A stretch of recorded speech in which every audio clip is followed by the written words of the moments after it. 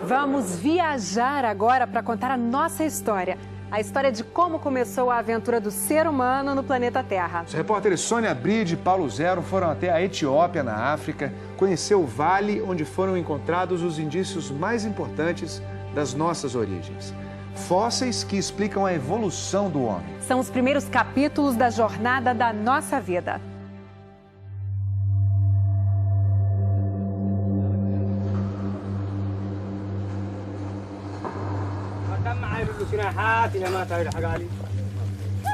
Tribos que têm território, mas não têm parada fixa.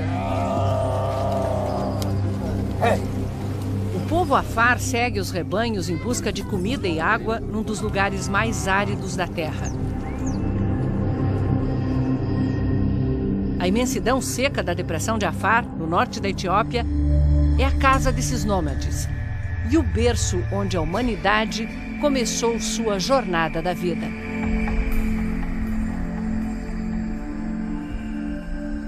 Foi aqui, nesse canto isolado do leste da África, que a mais incrível das espécies da Terra evoluiu e foi daqui que se espalhou por todo o resto do planeta.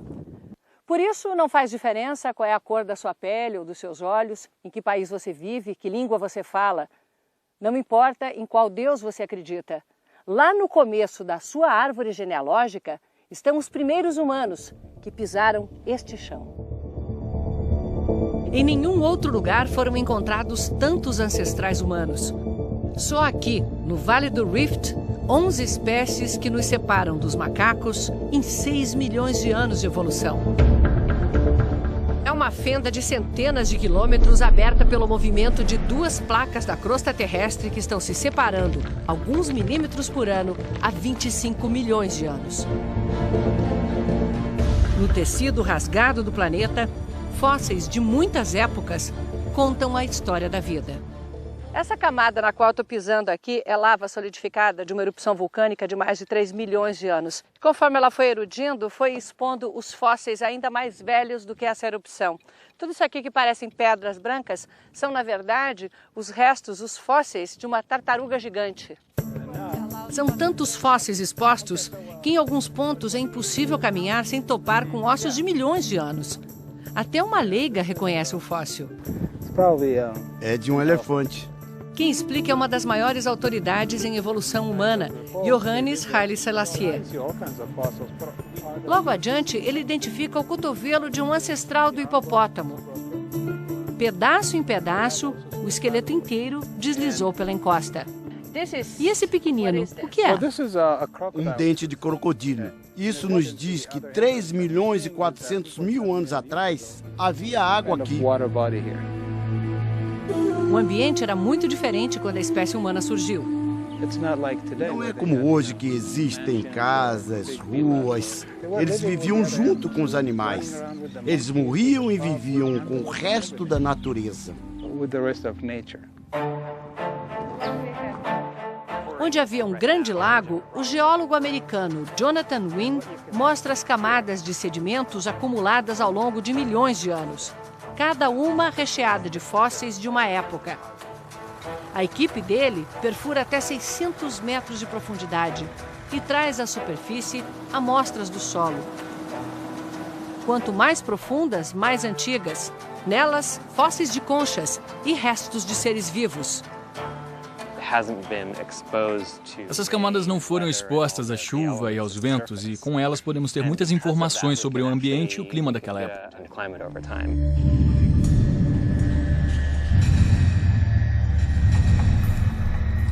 Ali perto, a equipe do Dr. Johannes também tenta remontar o ambiente que nutriu a humanidade em sua infância.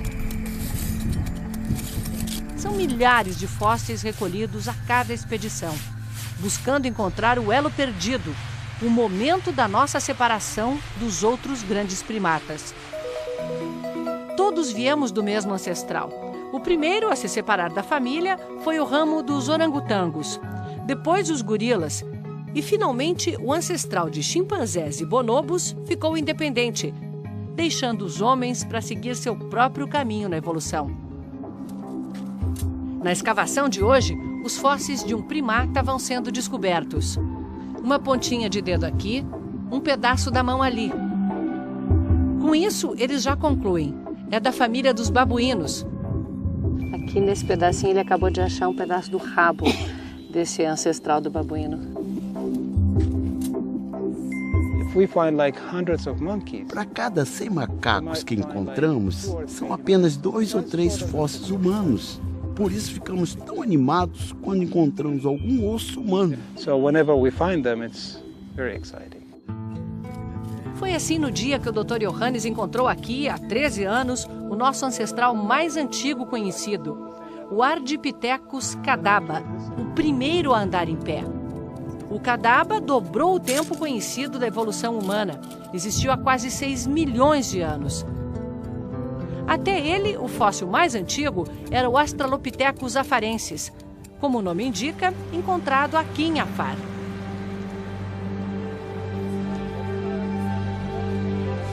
Uma mulher, Lucy, que virou símbolo da evolução humana. Era pequenina, parecia uma chimpanzé em pé. Lucy está no Museu Nacional de Addis Abeba, capital da Etiópia, sob os cuidados de Berhane Asfaw, que é a maior autoridade do mundo em evolução humana. Esses são os fósseis originais da Lucy, a Australopithecus afarensis, que ficou conhecida como a mãe da humanidade.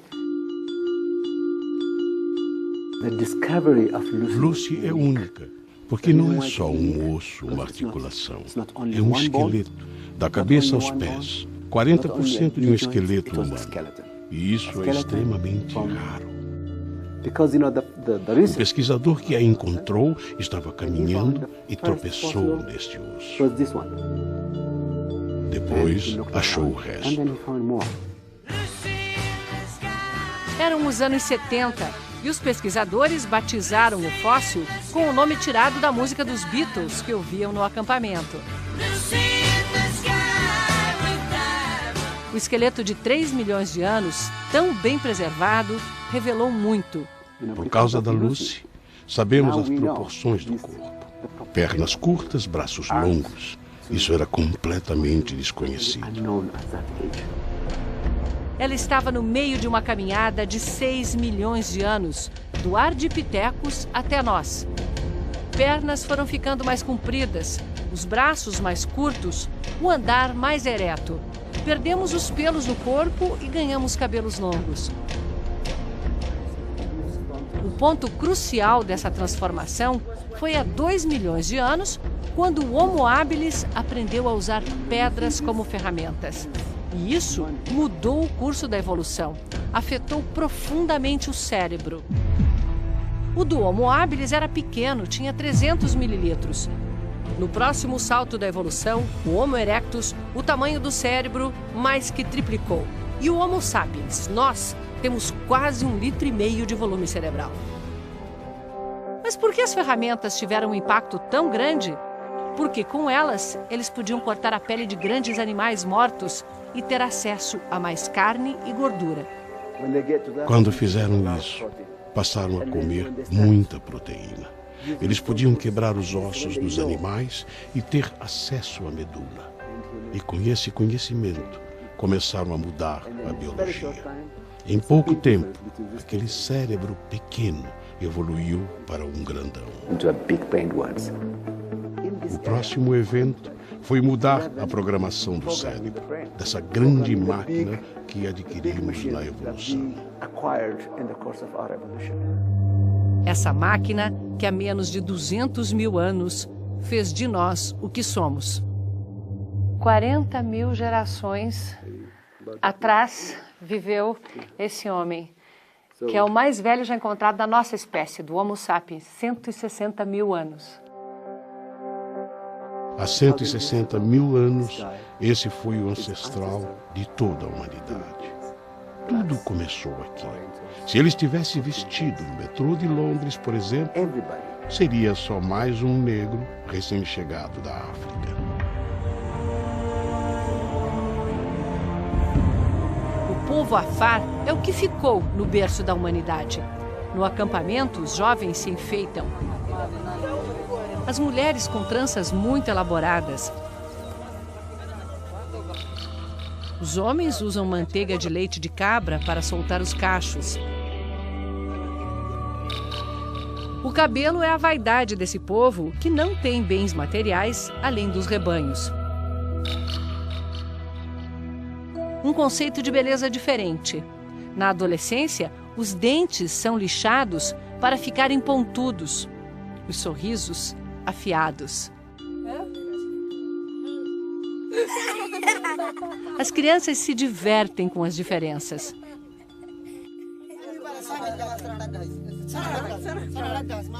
Mas essa menininha fica morrendo de medo.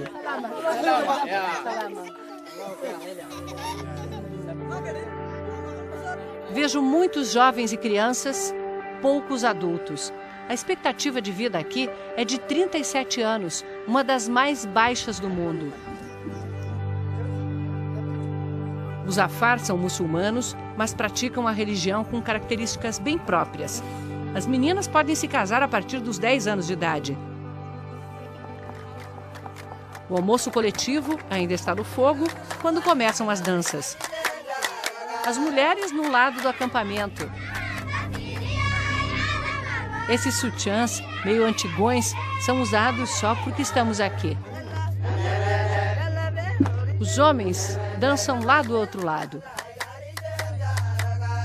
As músicas são poucas frases, repetidas e ritmadas.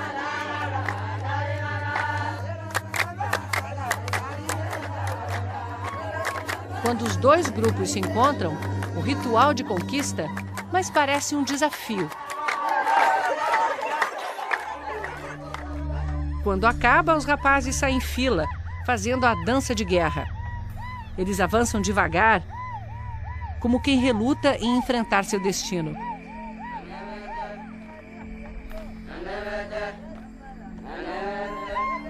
Alguns deles têm nas mãos os cajados de pastores.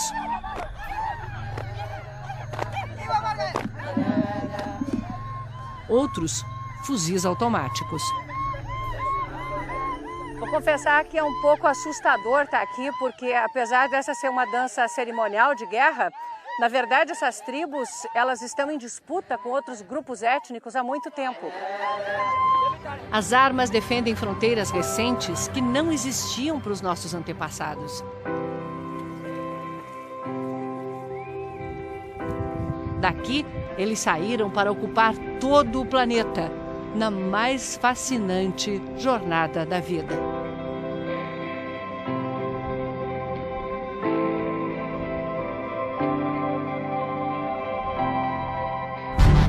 Essa mulher ficou conhecida como Luzia, a primeira brasileira.